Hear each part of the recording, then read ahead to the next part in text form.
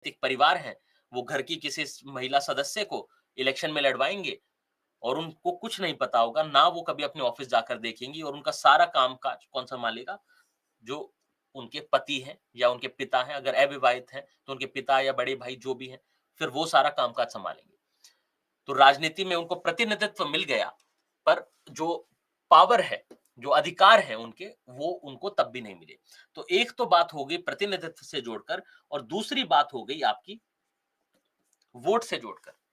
एक तो खुद इलेक्शन लड़ना, खुद रिप्रेजेंटेटिव या प्रतिनिधि बनना और दूसरा क्या है अपने प्रतिनिधि को चुनना, राइट टू वोट। अब राइट टू वोट आपको पता है सबको मिल गया, राइट टू वोट सबको मिल गया, पर क्या जो महिलाएं हैं अगर आप खुद सोचकर देखें, अपने परिवार में सोचकर देखें, क्या वो अपनी स्वेच्छा से अपना वोट डालती हैं?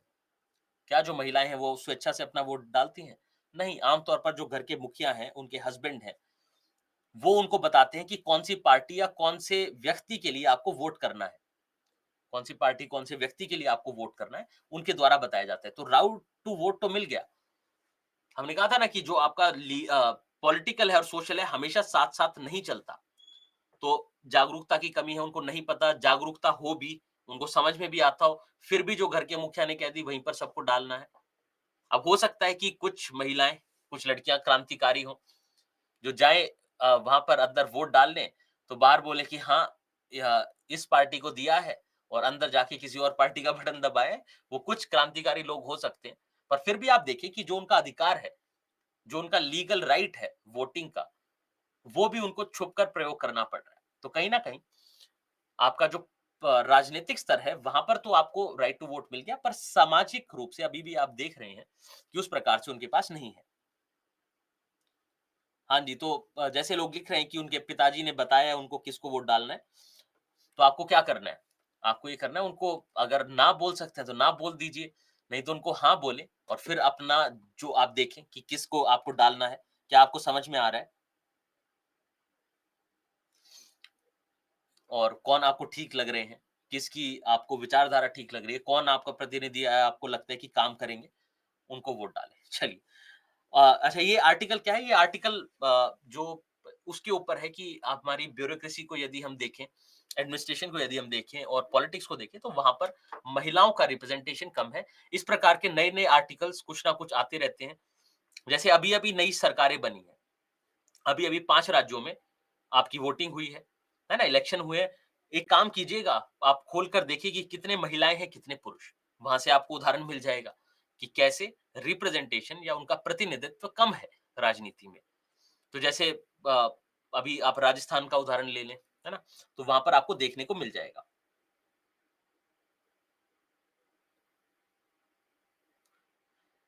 चलिए ठीक है, तो ये क्या हुआ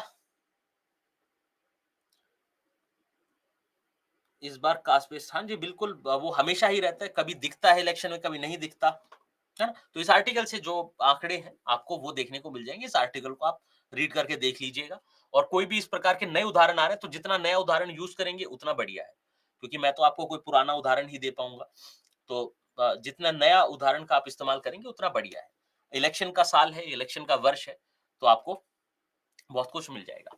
अब आप देखिए कि हर चीज़ के मूल में हमने कहा था महिलाओं से जुड़े हुए जितने भी मुद्दे हैं, उनके मूल में क्या है? उनके मूल में है असमानता।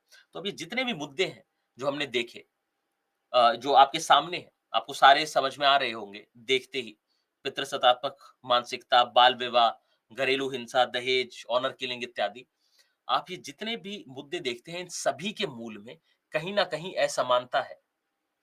अब यदि हम से मान लीजिए उदाहरण के लिए हम बलात्कार की बात करें, तो बलात्कार में आपको क्या दिखता है? प्रत्यक्ष रूप से आपको महिलाओं का वस्तुकरण दिखता है।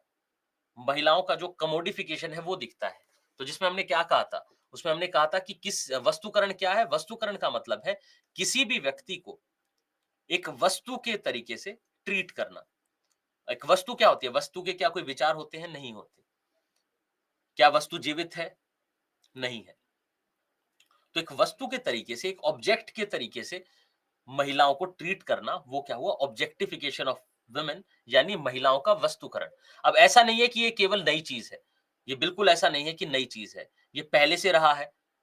पहले भी आपने देखा कि जब तक विवाह नहीं हुआ, तब तक परिवार की पिता की भाई की प्रॉपर्टी, जैसे ही विवाह हुआ उसके बाद पति की प्रॉपर्टी, तब भी तो वस्तु की तरीके से महिलाओं का इस्तेमाल हुआ है।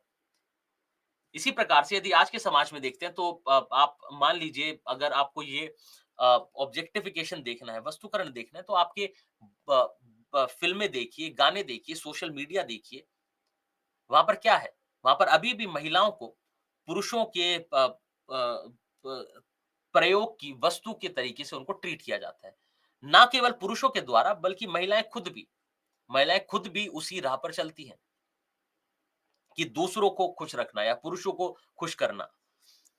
अब यदि आप ये देखें कि अब मैं ऐसा नहीं कह रहा कि कि असांस्कृतिक है, ठीक है, ये अनैतिक है। यदि हम भारतीय संस्कृति को देखें, तो कहीं तो आपको दिखता है कि महिलाओं को सबसे ऊँचा दर्जा मिला है, फिर कहीं आपको साथ ही साथ दिखता है कि महिलाओं का वस्तुकरण भी हो रहा है। तो आपको हर प्रकार के उदाहरण मिलेंगे भारतीय संस्कृति से। तो कहीं तो देवी हैं, भगवान हैं, कहीं पर आप देखेंगे कि उनको अपना सत्य बताने के लिए भी अ, आग में से निकलना पड़ रहा है ना? कहीं पर आप देखेंगे कि सती जैसी प्रथा है कि आपके जो हस्बैंड हैं, जो पति हैं, वो उनकी यदि मृत्यु हो गई तो उनके साथ आप भी, और ऐसा उल्टा नहीं है। अगर उल्टा भी होता तो ठीक है, समझ में आता कि प्रेम से जुड़ी हुई बात है कि दोनों में से एक व्यक्ति की यदि मृत्यु हो गई, तो दूसरे ने भी आत्मदाह कर दिया। तो पहले क्या था, किसी ने अपनी स्वेच्छा से किया होगा, उनका कुछ इतना प्रेम रहा होगा, फिर उसको एक रीति बना दिया गया, एक रिवाज बना दिया गया कि अब ये सबको करना है। तो इसमें आपको इसलिए भारतीय समाज को आप देखते हैं तो हमेशा से आपको मिक्स्ड सब कुछ दिख जाएगा। जैसे अभी जाति व्यवस्था में केरला का कोई उदाहरण दे रहा था, वहाँ पे आपने देखा कि महिलाओं को अनुमति नहीं है, जो आपकी तथाकथित निचली जाति है, उनको कुछ क्षेत्रों में अनुमति नहीं थी कि वो अपने वस्त्र भी पूरे पहने, है ना? तो आपको हर प्रकार के उदाहरण मिलेंगे, लेकिन अब आप देखते हैं कि जो वस्तुकरण है आज के समय में और अधिक बढ़ रहा है, सोशल मीडिया और मीडिया के कारण। सती प्रथा अब कोई प्रचलन में नहीं है, उस प्रकार से आपको उदाहरण देखने को नहीं मिलते। सरोगेसी पर एक बार आते हैं, ऑनर किलिंग जाति व्यवस्था के साथ बताया था कि महिलाओं के साथ जोड़कर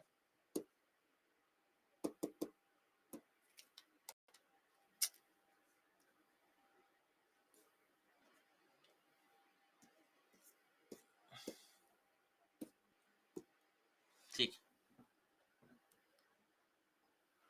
तो हमने क्या कहा कि वस्तुकरण की बात कर क्या हो गया? 1 सेकंड रुकिए। ठीक है, अब सही है। तो हमने क्या कहा था कि महिलाओं के साथ जो परिवार है उसके सम्मान को जोड़कर देखते हैं। तो किसी भी लड़की ने यदि अपनी स्वेच्छा से या फिर परिवार के विरुद्ध जाकर उनने किसी से विवाह कर लिया, तो लड़का और लड़की दोनों को मार देना, वो क्या था? ऑनर किलिंग, जो जाति व्यवस्था से जोड़कर आप देख सकते हैं। फिर हमने बात की वैवाहिक बलात्कार की, मैरिटल रेप की, जिस पर आपका सुप्रीम कोर्ट का फैसला आया था कि अ विवाह का मतलब ये नहीं है, क्योंकि हमने देखा ना कि भारतीय संस्कृति संस्कृति नहीं कहेंगे, जो माइंडसेट है लोगों का वो ऐसा है कि विवाह हो गया तो जो महिला है उसको पुरुष अपनी प्रॉपर्टी समझते हैं कि इन पर अब हमारा पूर्ण रूप से अधिकार है। लेकिन सुप्रीम कोर्ट ने क्या कहा कि विवाह से पहले हो या विवाह के बाद हो, पर महिला की अनुमति किसी भी प्रकार का जो आपको यौन संबंध अगर बनाना है, तो उसके लिए महिला की अनुमति ज़रूरी है। तो अगर महिला की अनुमति नहीं है, वो चाहे विवाह से पहले हो, चाहे विवाह के बाद हो, उसको बलात्कार माना जाएगा। तो मैरिटल रेप, उसके बारे में आपने पढ़ा होगा, नहीं पढ़ा तो आप ज़रूर पढ़ लें, क्योंकि पॉलिटी से जुड़ा हुआ मुद्दा है। मैरिटल रेप के बारे में एक बार आप पढ़ लें, आपको केवल आइडिया देने के लिए। तो महिलाओं का वस्तुकरण और महिलाओं से सम्मान जोड़कर देखना बहुत बढ़िया। टीना ने उदाहरण दिया मणिपुर की हिंसा का, तो उसमें आपको दोनों चीज़ दिखती हैं कि एक तो क्या है, महिलाओं का वस्तुकरण, उनको वस्तुओं की भाँति उनके साथ व्यवहार करना। दूसरा क्या है, उसमें किस लिए किया गया महिलाओं के साथ ही, क्योंकि महिलाओं को आम तौर पर माना जाता है कि कमज़ोर हैं। और दूसरा क्या है कि महिलाओं के साथ परिवार का, कुल का, पूरी जाति का या पूरी जनजाति का सम्मान जोड़कर देखना। इसी प्रकार से आपको नए-नए नए-नए जो समस्याएँ हैं, कुछ आपको देखने को मिल जाते हैं, कुछ उदाहरण मिल जाते हैं। उन उदाहरणों को ध्यान रखें, उन चीज़ों को पढ़ें भी, क्योंकि देखिए वो उस पर प्रत्यक्ष रूप से प्रश्न पूछा जाए, नहीं जाए, पर आप ये सोचकर देखिए कि कोई भी ऐसी चीज़ है जो नीति शास्त्र से जुड़ी हुई है, जो नैतिकता से जुड़ी हुई है, उसके बारे में ज़रूर देखें। क्योंकि आपके सोचने का तरीका, आपके समझने का तरीका, हर चीज़ उस पर वो बहुत अधिक प्रभाव डालता है। उससे आपको नई चीज़ें सीखने, समझने को मिलती हैं। है ना? तो उन चीज़ों को देखिए ताकि आपको समझ में आए। आप हमेशा कोशिश करें, क्योंकि जैसे-जैसे आप समाजशास्त्र के साथ बढ़ रहे हैं, तो आपको ये भी समझ में आ रहा होगा कि न्यूट्रैलिटी जो है, न्यूट्रल रहना जो है, वो कितना ज़रूरी है और न्यूट्रल व्यू पॉइंट से सोचना कितना ज़रूरी है। नहीं तो हमें कभी भी कंप्लीट जो आइडिया है, वो समझ में नहीं आएगा। है ना?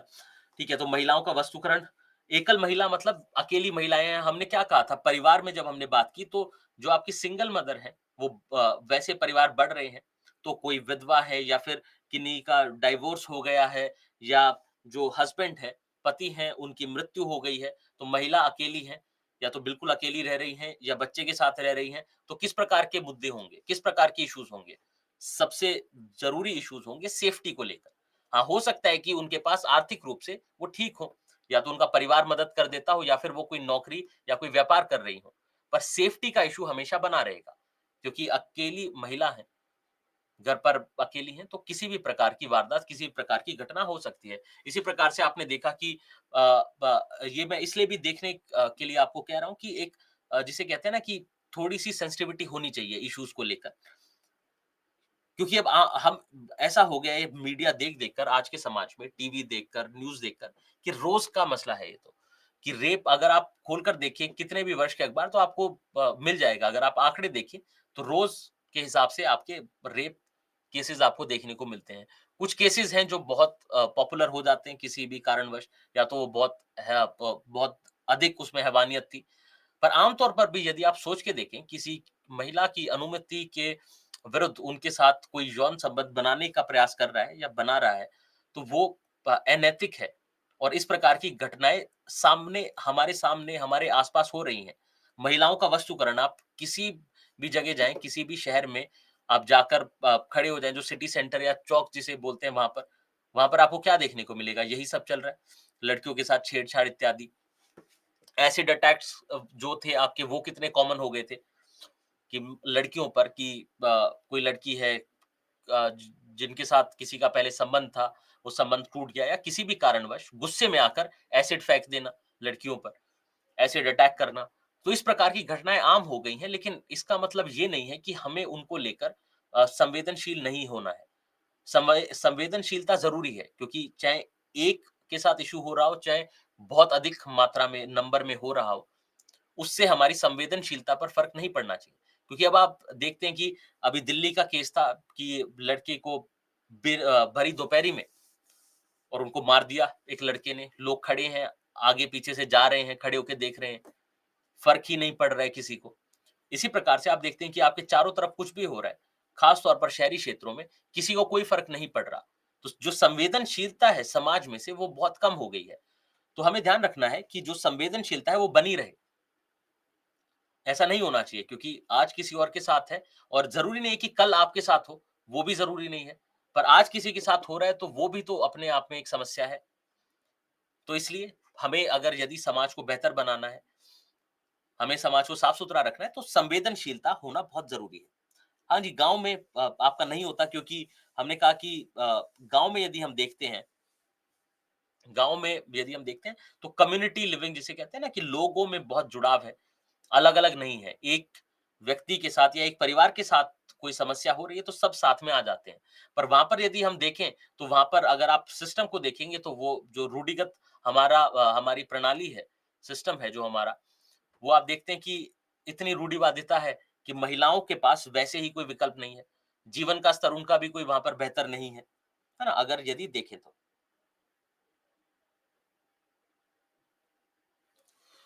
हाँ जी, चलिए, ठीक है, आगे बढ़ते हैं। उसके बाद हमने कहा कि महिलाएँ अब अपने घर की चारदीवारी में भी सेफ नहीं है। पहले क्या था कि घर की चारदीवारी में केवल परिवार के द्वारा, या उनके जो हस्बैंड हैं, पति हैं, उनके द्वारा उनका उत्पीड़न किया जा सकता था। उनके द्वारा उनके साथ हिंसा की जा सकती थी। पर अब साइबर क्राइम के माध्यम से, इंटरनेट के माध्यम से बाहर कोई बैठकर भी यदि कोई महिला घर पर है, उनको परेशान कर सकते हैं। फिर हमने साक्षरता दर ऑलरेडी देख लिया कि साक्षरता दर अभी भी महिलाओं में कम है और इस साक्षरता दर के कारण आप पाएँगे कि वो हर चीज़ में ईज़ी टारगेट बन जाती हैं महिलाएँ। उनको आसानी से टारगेट किया जा सकता है क्योंकि साक्षरता दर और जो आपकी जागरूकता है, उसकी बहुत कमी है और उसका मैंने आपको उदाहरण पीछे दिया है।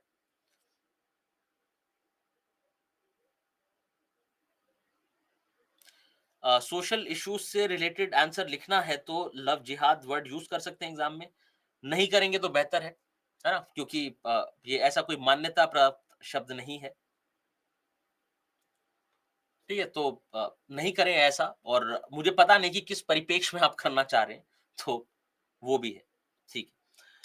चलिए उसके बाद सरोगेसी जो आप एथिक्स में पढ़ते हैं, नीति शास्त्र में पढ़ते हैं, सरोगेसी क्या है कि यदि मान लीजिए कोई हस्बैंड वाइफ है, पति-पत्नी है, वो बच्चा जो है वो पैदा नहीं हो पा रहा है, संतान की उत्पत्ति नहीं हो पा रही है उनके परिवार में, तो वो क्या करेंगे कि कोई जो कोई दूसरी लड़की जिसको जानते हो, कोई परिवार में हो, तो पहले क्या होता था अडॉप्शन आपको आमतौर पर देखने को मिलता था। यानी गोद लेना कि बच्चा गोद ले लिया, मौसी का ले लिया या फिर किसी और का परिवार की किसी सदस्य का या किसी रिश्तेदार का बच्चा गोद ले लिया, पहले ऐसा होता था।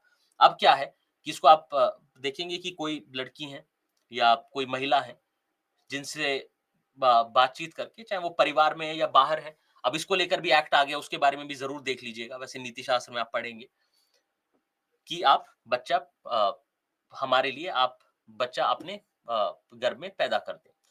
तो डॉक्टरों के माध्यम से, टेक्नोलॉजी के माध्यम से उनके गर्भ में उस व्यक्ति का और उस कपल का जो आप कह रहे हैं, जो उस जोड़े का बच्चा वहाँ पर पैदा होगा। तो उससे लेकर उसको लेकर आपने चुनौतियाँ देखी होंगी कि कई बार बच्चा है मान लीजिए जो गर्भ में है, पता चलता है कि अ, किसी प्रकार से दिव्यांग है वो, है ना? कि हाथ-पैर नहीं है, मान लीजिए गर्भ में ही पता चल गया, अल्ट्रासाउंड के माध्यम से आसानी से पता चल जाता है। तो फिर जो जोड़ा है, उनने छोड़ दिया, है ना? उनने उस लड़की को छोड़ दिया कि वो बच्चा भी उनका, वो अपने आप रहें। अब ऐसे में क्या होगा?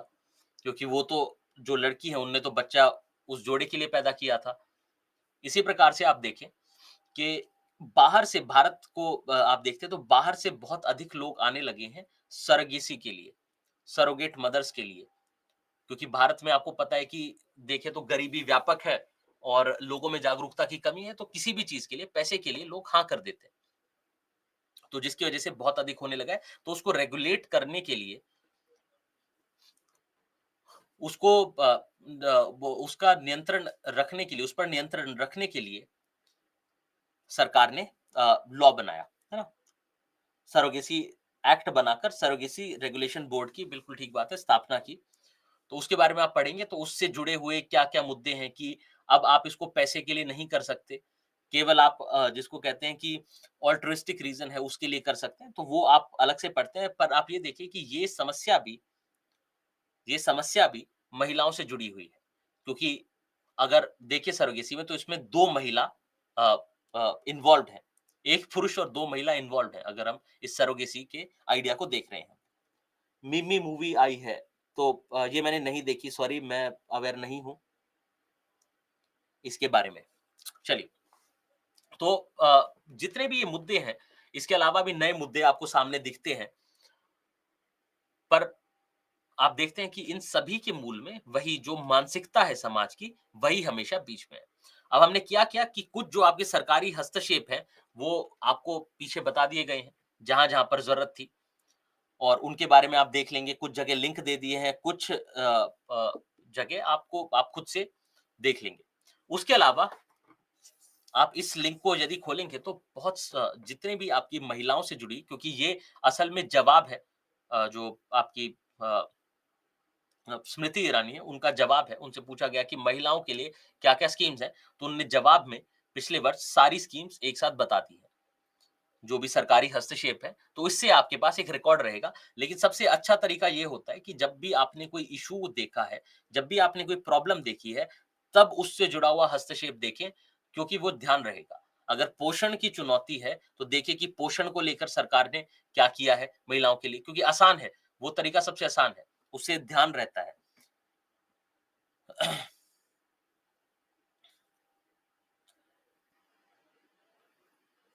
अ, ये लिंक आपको बताया था कि पीपीटी को जाकर आप खोलेंगे तो वहाँ से आप इस लिंक को कॉपी करके यूज़ कर सकते हैं। ठीक है? ये कल भी आपको बताया था, पहले भी बता दिया गया, तो आप कृपया ध्यान रखें कि इसको आप कॉपी भी नहीं करेंगे, इस पे सीधा क्लिक करेंगे तो भी अपने आप खुल जाएगा वैसे। उसके अलावा क्या है कि आपके सामने संवैधानिक प्रावधान है। अब ये संवैधानिक प्रावधान आपको पता है केवल आपको रिलेट करने की बात है। जैसे यहाँ पर आप देखेंगे तो ये क्या आ गया? कोई बता सकता है मुझे ये किस लिए है ये, जो अनुच्छेद 243 है? जल्दी से बताएँ।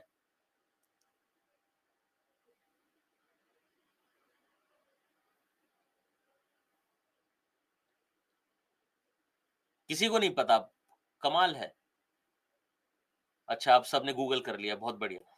तो लोकल गवर्नमेंट के लिए ठीक है, जो अर्बन लोकल बॉडीज़ हैं और जो आपका पंचायती राज इंस्टीट्यूशंस हैं, उसमें महिलाओं के लिए रिज़र्वेशन, राइट टू वोट देना महिलाओं को।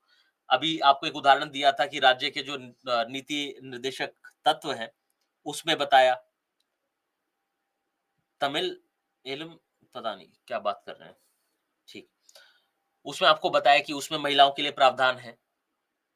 फिर आपको पता है कि मौलिक अधिकारों को यदि हम देखते हैं, तो वहाँ पर भी महिलाओं के लिए आपके पास स्पेशल प्रोविज़न है। दूसरा क्या है कि राइट टू इक्वालिटी है, तो आप किसी के साथ भी भेदभाव नहीं कर सकते। तो ये संवैधानिक प्रावधान है, केवल करने की क्या ज़रूरत है?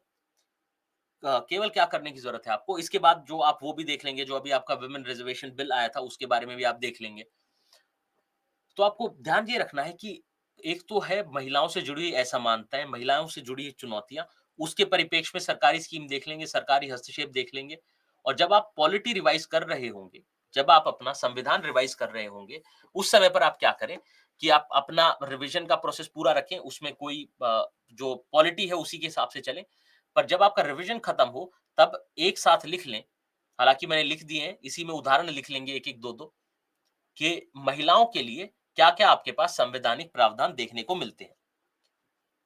क्या-क्या महिलाओं के लिए आपको संवैधानिक प्रावधान देखने को मिलते हैं, उनको एक साथ लिख लेंगे यहाँ पर या फिर इसी के आगे उदाहरण लिख लेंगे। जिसको याद है, जिसने 1-2 बार रिवाइज़ कर लिया है पॉलिटी, तो उसके लिए और आसान है ना? तो उसको कर लेंगे ताकि आपके पास सारी चीज़ें एक जगह हो जाएँ।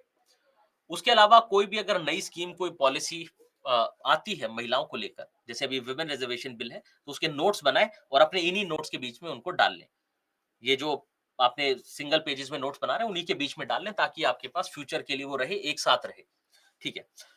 अब उसके अलावा यदि हम देखें कि सरकारी प्रयासों में एक जेंडर बजटिंग का कॉन्सेप्ट होता है। अब आपने देखा है कि बजटिंग में क्या होता है कि जो भी आपके विभिन्न योजनाएँ हैं, सरकार के कार्यक्रम हैं, नीतियाँ हैं, उनको लेकर उनको बजट एलोकेशन किया जाता है, कि इस चीज़ के लिए स्वास्थ्य में इतना चाहिए। हाँ जी, बिल्कुल ठीक, आपने इकोनॉमी में पढ़ा है। इकोनॉमी में वैसे जेंडर बजटिंग भी पढ़ा होगा। तो वो बजटिंग करना का प्रोसेस आपको पता है। जेंडर बजटिंग में क्या है कि जितने भी ये कानून बनते हैं, स्कीम्स बनती हैं, पॉलिसी बनती हैं, इनमें ये देखना कि महिलाओं पर उनका क्या प्रभाव पड़ रहा है। इसका जेंडर बजटिंग का मतलब ये नहीं है, क्योंकि सुनकर आपको लग रहा होगा जिसको नहीं पता कि जेंडर बजटिंग का मतलब है कि महिलाओं के लिए अलग से बजट निकाला, नहीं। जेंडर बजटिंग में आप पैसे के साथ या बजट के साथ छेड़छाड़ नहीं कर रहे, आप केवल ये देख रहे हैं कि जो भी सरकारी आपके योजनाएँ हैं, कार्यक्रम है, उनका प्रभाव महिलाओं पर कैसे पड़ रहा है। और ये ऐसा नहीं कि एक बार आपने किया, ये आप करते रहेंगे हमेशा। ये प्रोसेस है, इसको हमेशा आपको करते रहना है। जैसे उदाहरण के लिए मैं आपको दूँ कि अ अ, जैसे एक ही चीज़ का, एक ही पॉलिसी का या एक ही किसी सरकारी कार्यक्रम का सब पर अलग-अलग प्रभाव पड़ता है। जो मैंने आपको पहले भी उदाहरण दिया है, समाजशास्त्र की ही बात है।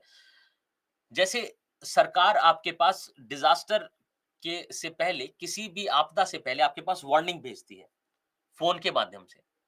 एसएमएस आ जाएगा या तो व्हाट्सएप, किसी माध्यम से आपको वार्निंग भेजती है। अब अच्छी बात है, बिल्कुल सही बात है, बहुत बढ़िया बात है कि उनको वार्निंग आए। पर उसका यदि आप देखें तो आपके पास उदाहरण है, यहाँ पर शायद नहीं दिया गया, आगे दिया गया होगा।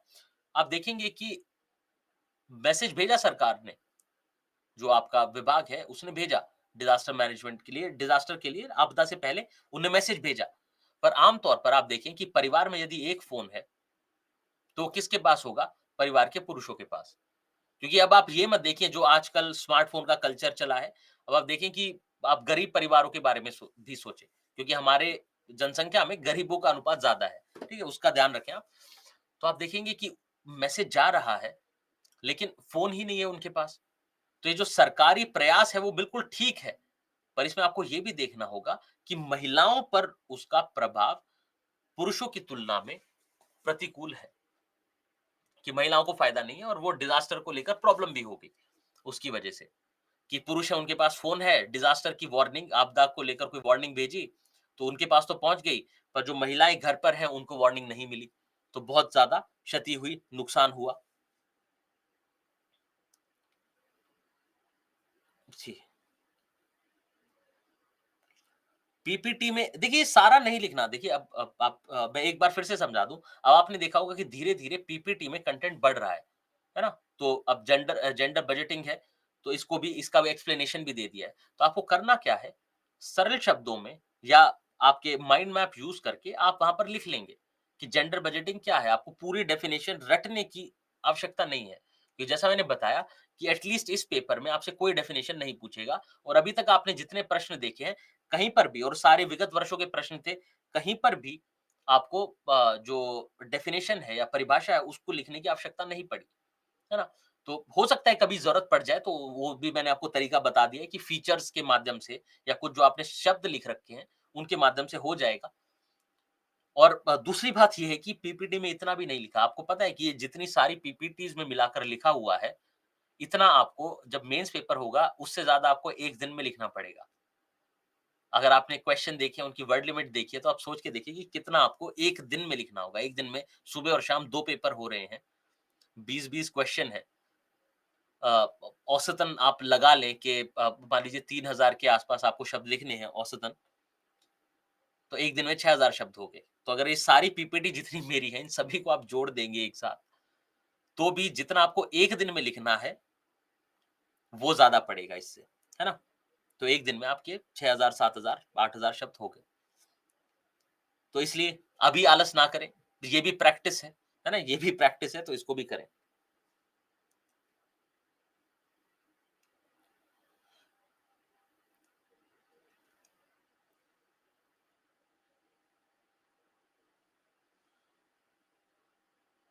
ठीक।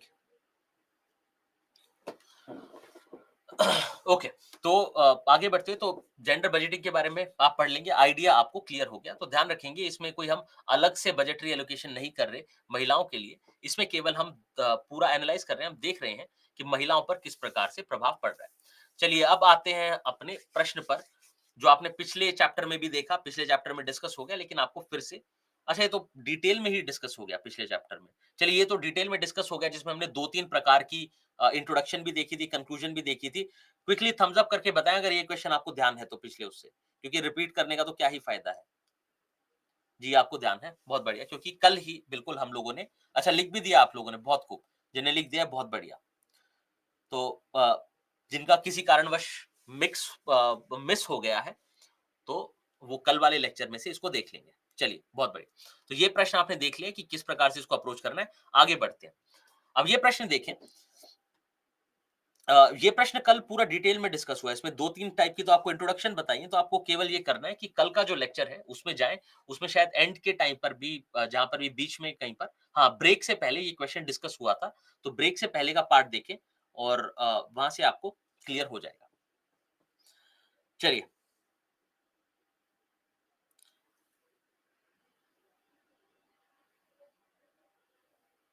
जेंडर बजटिंग तो हो गया ना अभी डिस्कस और एक लाइन में अगर आपको देखना है, तो वहाँ पर एक लाइन की परिभाषा भी दी गई है। तो उसको आप पढ़ लें। चलिए, ठीक है। महिलाओं के खिलाफ हिंसा का सिलसिला महिलाओं के खिलाफ हिंसा का सिलसिला जन्म से पहले से ही शुरू हो जाता है और जीवन भर जारी रहता है। चर्चा कीजिए। महिलाओं के खिलाफ हिंसा का सिलसिला जन्म से पहले ही शुरू हो जाता है और जीवन भर जारी रहता है। चर्चा कीजिए। तो हमें क्या करना है? सबसे पहले ये देखना है कि कैसे महिलाओं के पूरे जीवन में जन्म से पहले से कैसे शुरू होकर जीवन के अंत तक महिलाओं के खिलाफ हिंसा जारी रहती है। अब ध्यान रखेंगे, अब हम असमानता से आगे बढ़कर इस प्रश्न को देख रहे हैं। अब हम असमानता से आगे बढ़ रहे हैं और हम हिंसा की बात कर रहे हैं। तो जिसमें जो भी आप उदाहरण देंगे वो हिंसा के देंगे। तो प्रश्न के पूछने का अभिप्राय ये है कि महिलाओं के साथ उनके जन्म से पहले से ही हिंसा की शुरुआत हुई और उनके मरते दम तक उनके साथ हिंसा होती है। तो इसमें क्या करेंगे? इसमें आप उनका एक जीवन चक्र बना लेंगे, है ना? मैं आपको दिखाता हूँ यहाँ पर। पहले बॉडी डिस्कस कर लेते हैं, फिर इंट्रोडक्शन कंक्लूजन पर आएँगे। देखिए आप इसको नहीं भी देखेंगे तो आप इसको देख लें कि आपने एक जीवन चक्र बना लिया। ये अंग्रेजी में है, इसमें थोड़े ज़्यादा एग्ज़ाम्पल मिल जाएँगे, ये हिंदी में कर दिया गया आपके लिए। अब यहाँ पर आप देखें, तो जीवन चक्र बन गया अवधारण, अवधारण मतलब अवधारण से पहले से लेकर शिशु, बच्चा और शिशु, वयस्क और इसके बाद वयस्क के बाद आप क्या जोड़ लेंगे? वयस्क के बाद आपके वृद्ध चले जाएँगे, है ना? तो ये तो हमने सारी असमानताएँ जो है वो लिख दी। यहाँ पर यदि आप देखेंगे इस वाले उसमें, तो इसमें आपको सारी हिंसा मिल जाएगी कि जन्म से पहले क्या हिंसा होती है उनके साथ। जन्म से पहले जो आपने बताया भ्रूण हत्या की हिंसा, भ्रूण हत्या के रूप में हिंसा, कि उनकी गर्भ में ही हत्या कर दी गई। उसके बाद जन्म होते ही शिशु हत्या, फीमेल इन्फेंटिसाइड जिसे बोलते हैं, जो लड़की है उसकी हत्या कर देना। क्यों? क्योंकि वो लड़की है और उनको लड़का चाहिए था। फिर उसके बाद आप देखेंगे कि उनके यदि पोषण का, भोजन का आप ध्यान नहीं रख रहे, बच्चा है, उसके पोषण का, भोजन का आप ध्यान नहीं रख रहे, तो वो भी एक प्रकार की हिंसा है। क्योंकि जब हम हिंसा की बात करें तो केवल फिजिकल वायलेंस का मतलब हिंसा नहीं है, केवल मार-पिटाई का मतलब हिंसा नहीं है, क्योंकि हिंसा अप्रत्यक्ष रूप से भी होती है। किसी को आप भोजन नहीं दें, भूखा रखें, वो भी क्या है? उनके खिलाफ हिंसा है। और बड़े होते हैं तो बच्चों के साथ आपने देखा होगा कि अभी 5-6 दिन पहले भी न्यूज़ में था कि किसी छोटी बच्ची के साथ दुष्कर्म करना, वो क्या है? उस उम्र में हिंसा। फिर आप देखेंगे उनको पर्याप्त रूप से पोषण ना देना। ये एफजीएम क्या है इसको भूल भी जाएँगे क्योंकि भारत में उस प्रकार से आपको देखने को नहीं मिलता। वैसे इसका मतलब मैं आपको बता देता हूँ। इसको जेनिटल म्यूटिलेशन कहते हैं, फीमेल जेनिटल म्यूटिलेशन। मतलब क्या है कि लड़कियों में आप अफ्रीकन कुछ क्षेत्रों में आपको देखने को मिलेगा कि लड़कियों में जो उनके जो उनके प्राइवेट ऑर्गन्स हैं, प्राइवेट पार्ट है, तो उसको म्यूटिलेशन करना, उसको अलग करना, जो एक्स्ट्रा स्किन होती है उसको अलग करना, उसको एफजीएम बोलते हैं, फीमेल जेनिटल म्यूटिलेशन बोलते हैं। भारत के परिप्रेक्ष्य में आपके लिए उतना इंपॉर्टेंट नहीं है क्योंकि इस प्रकार की हिंसा भारत में आपको देखने को कम से कम नहीं मिलती। उसके बाद और बड़े होंगे तो महिलाओं की तस्करी करना, वेश्यावृत्ति में उनको धकेलना, जबरदस्ती उनकी जल्दी विवाह कर देना और किसी भी प्रकार का परिवार के द्वारा डाला गया प्रेशर या फिर समाज के द्वारा डाला गया प्रेशर। उसके बाद और बड़ी हुई तो जबरदस्ती विवाह करना, ऑनर किलिंग करना, दहेज के लिए उनको मार देना, जो उनके हस्बैंड हैं, जो उनके पति हैं, उनके द्वारा हिंसा करना, किसी और के द्वारा हिंसा करना। जैसे हमने क्या कहा कि ऑफिस जा रही हैं तो वहां पर उनके साथ हिंसा होना, sexual harassment at work place. तो बहुत सारी प्रकार की हिंसा। और जब वृद्ध हैं तो जो जब जब वृद्ध की बात आई, जब वृद्धाओं की बात आई, तब आप देख सकते हैं कि उनके साथ भी आपकी इस प्रकार की हिंसा आपको देखने को मिलती है कि उनको जबरदस्ती घर से बाहर निकाल दिया, उनको मरने के लिए छोड़ दिया, उनके साथ दुष्कर्म करना इत्यादि इस प्रकार की आपको हिंसाएं देखने को मिलती है। मैं लड़कियों में बात कर रहा हूँ। जो आप बता रहे हैं प्रांजलि, मैं लड़कियों की बात कर रहा हूँ। और जो आप कह रहे हैं वो पुरुषों की बात है। ठीक है, दहेज के कारण हत्या करना, घरेलू हिंसा इत्यादि। तो आपको सिंपली ये समझ में आ गया कि जो बॉडी है उसमें क्या लिखना है। तो बॉडी में बात तो ये है एक बात तो ये है कि आप ये साइकिल है, इसको चाहे आप इंट्रोडक्शन में बना दें, चाहे आप बॉडी में बना दें, ये आप एक जीवन चक्र बना देंगे जहाँ पर आपने संक्षेप में ये 2-2 3-3 पॉइंट लिख दिए। जीवन के सारे वो फेजेज़ लिखकर जो हमने दिखाए कि वयस्क हैं, वृद्ध हैं, बच्चे हैं, जन्म से पहले है, वो आप बनाएँगे और वहाँ पर आप पॉइंट में वहाँ पर आप एक-एक वर्ड में उनको लिख दें। ताकि जो भी एग्ज़ामिनर है, जो भी उसको रीड कर रहा है, इवैल्यूएट कर रहा है, वो पहले ही देखेगा कि हाँ, इस व्यक्ति को, इस बच्चे को पता है। उसके बाद आप क्या करेंगे? उसके बाद आप उदाहरणों का इस्तेमाल करके बॉडी पार्ट में पूरा इनको एक्सप्लेन करेंगे कि किस-किस लाइफ़ के स्टेज में क्या-क्या प्रॉब्लम आ रही है। हाँ जी, डायग्राम बनाना है पर फिर से मैं कह रहा हूँ कि ये एज़ इट इज़ ये डायग्राम नहीं बनाना।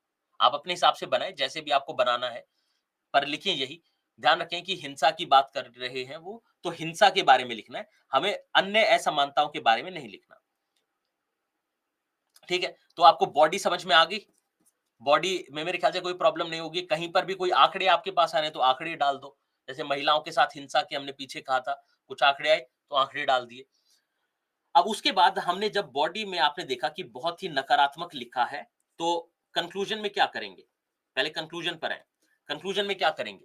अगर बॉडी में नकारात्मक लिखा है, तो इसको हमें सकारात्मक बनाना है। सकारात्मक बनाना है, तो इसमें हम क्या-क्या बता सकते हैं? सरकारी हस्तक्षेप बता सकते हैं, है ना? Government intervention. उसके अलावा क्या बता सकते हैं? कि समाज क्या-क्या कर सकता है या क्या-क्या कर रहा है, कोई बढ़िया उदाहरण हो, उससे शुरुआत कर दें।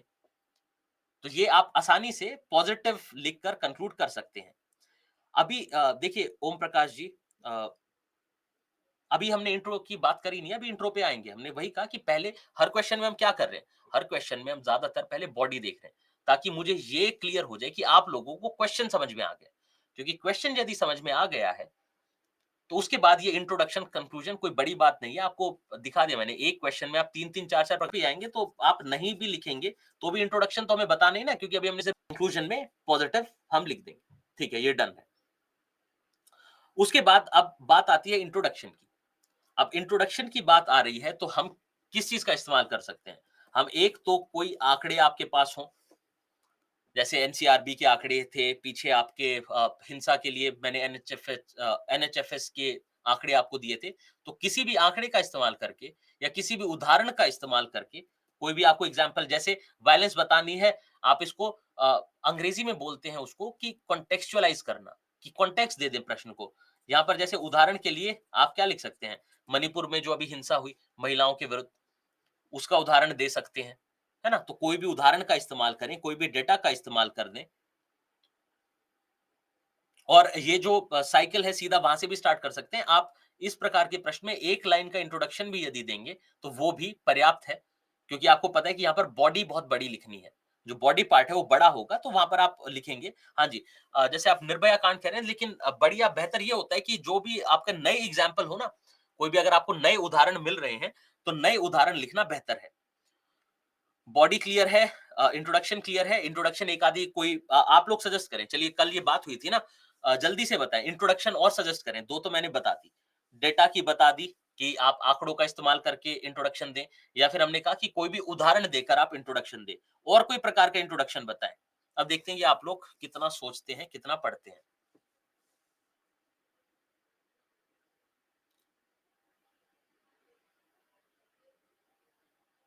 देखिए, उदाहरण देकर हो गया, करंट अफेयर्स जोड़कर हो गया, करंट अफेयर्स जोड़ना, उदाहरण देना एक ही बात है। प्रश्न क्यों बताएँगे? इस प्रश्न में कहाँ प्रश्न की बात है?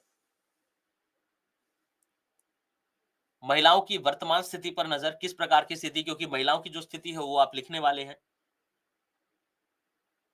भ्रूण हत्या आपका बॉडी में आएगा ही।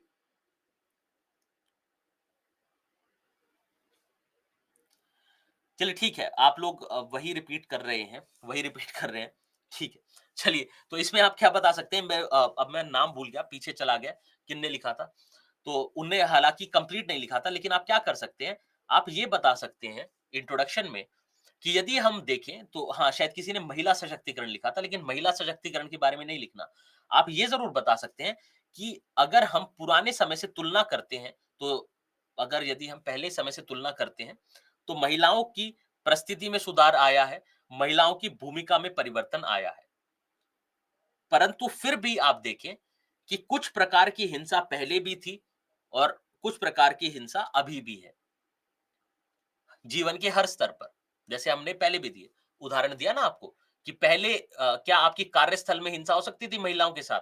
नहीं हो सकती थी, क्यों? क्योंकि कार्यस्थल पर महिलाएँ थी ही नहीं, क्योंकि उनके जो रोल थे, जो उनकी भूमिका थी, वो केवल घरेलू कामकाज तक सीमित थी, तो वो नहीं हो सकता। तो आप बता सकते हैं कि महिलाओं के साथ हिंसा पहले भी थी, और जब महिला सशक्तिकरण हो गया है, उनकी भूमिका में परिवर्तन आया है, उनकी परिस्थिति में सुधार आया है, फिर भी अनेक प्रकार से उनके खिलाफ हिंसा हो रही है।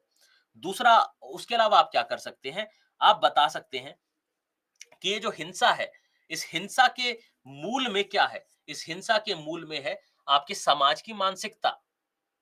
पहले भी मैंने बताया कि समाज की मानसिकता है इसके मूल में, कि कैसी समाज की मानसिकता है।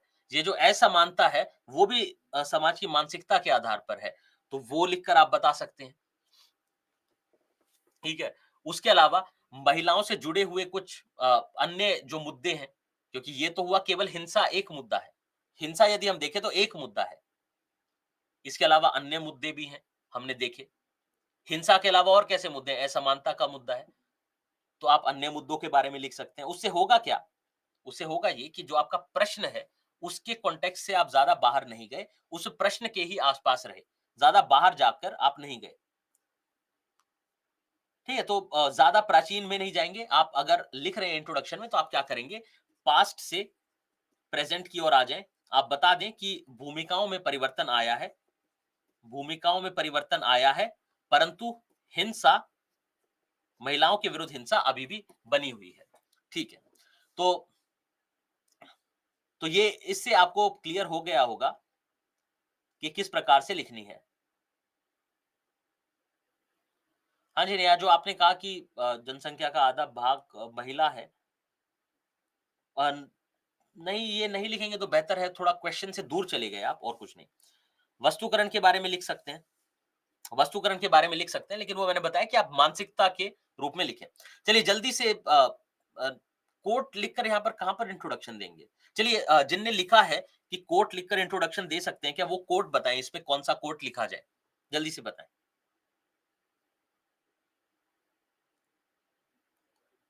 जल्दी से बताएँ किस प्रकार का कोट लिख के आप इस प्रश्न की शुरुआत कर सकते हैं?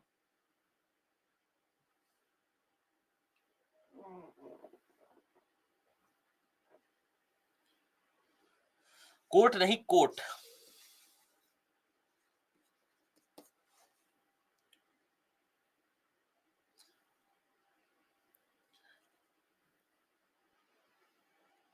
ठीक है, चलिए ऑब्वियसली यहाँ पर कोई भी कोट की ज़रूरत नहीं है, तो आपका उत्तर भी नहीं आएगा। लेकिन ठीक है, तो आपको ये प्रश्न समझ में आ गया? जल्दी से क्विकली थम्स अप करके बताएँ। थम्स अप करके बताएँ कि ये क्वेश्चन समझ में आ गया कि नहीं? ठीक है, ग्रेट। ठीक है। तो ये आपको प्रश्न समझ में आ गया, और ध्यान रखेंगे कि कैसे हम जो गवर्नमेंट इंटरवेंशन की बात करें, उसको कंक्लूजन के लिए रखें, क्योंकि इतना सारा नेगेटिव आप लिख रहे हैं बॉडी में, तो सरकारी हस्तक्षेप या फिर हम किस प्रकार से, जिसे बोलते हैं ना, आगे की राह, वे फॉरवर्ड, उसके बारे में लिखकर इसको थोड़ा पॉजिटिव नोट पर एंड करें। तो ये आपका बॉडी के लिए जो आप बना सकते हैं ग्राफ। अगले प्रश्न पर आइए। महिलाओं के स्वास्थ्य के निर्धारक, देखिए 2 बात है, महिलाओं, एक तो स्वास्थ्य के निर्धारक पर किसके? महिलाओं के स्वास्थ्य के निर्धारक बहुआयामी हैं, और इसमें पोषण के अलावा कई प्रकार के कारक शामिल हैं। चर्चा कीजिए। ठीक है, यहां से मेरे को आपको एक कॉन्सेप्ट और बताना है। जो हम पहले फैक्टर्स को लेकर कॉन्सेप्ट चला रहे थे ना, एक फाइनल कॉन्सेप्ट आपका यहां से क्लियर हो जाएगा। ठीक है? तो महिलाओं के स्वास्थ्य के निर्धारक बहुआयामी हैं, और इसमें पोषण के अलावा कई प्रकार के कारक शामिल हैं। तो देखिए, अब सबसे पहले क्वेश्चन को तोड़ते हैं। आप ये देखें कि उन्होंने कहा कि स्वास्थ्य के जो निर्धारक हैं बहुआयामी हैं। कौन से आयाम हैं? वो आपको सोचने पड़ेंगे। इनमें से पोषण के अलावा कई और प्रकार के कारक भी शामिल हैं। तो इनने खुद बता दिया कि पोषण एक कारक है। पोषण तो एक कारक है जो स्वास्थ्य को निर्धारित करता है।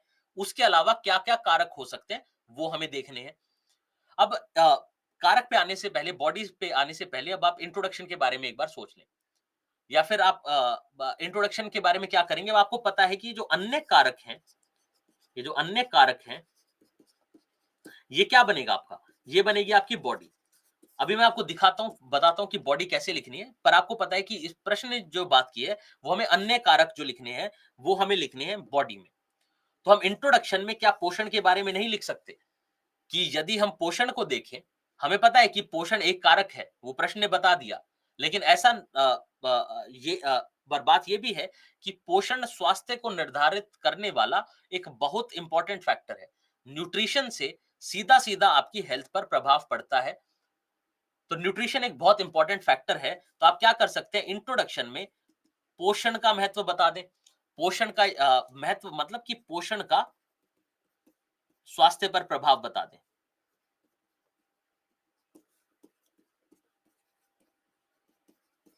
पोषण का स्वास्थ्य पर प्रभाव बता दें, आसान हो जाएगा। उसके अलावा यदि आप देखें कि हमें जब अन्य कारक देखने हैं, जो हमारा बॉडी बनेगा, अब आप सोच के देखें, कुछ लोग लिख रहे हैं, कुछ लोग लिख भी रहे हैं